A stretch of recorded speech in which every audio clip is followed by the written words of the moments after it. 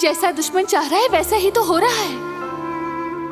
हम सबका हाल तुम्हारे सामने है, हर चीज से ही महरूम हो रहे हैं हम तो।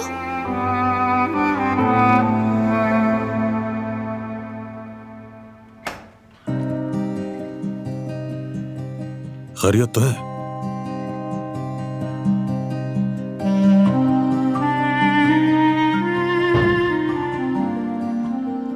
क्या हुआ मरन, कोई परेशानी है क्या?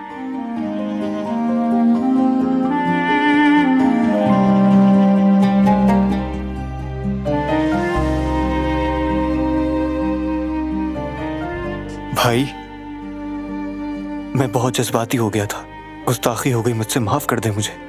सॉरी भाई।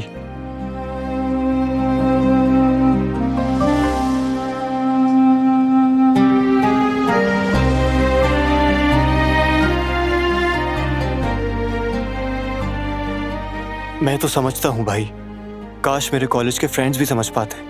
ठीक है बस करो, फिर से वही बातें शुरू मत कर देना।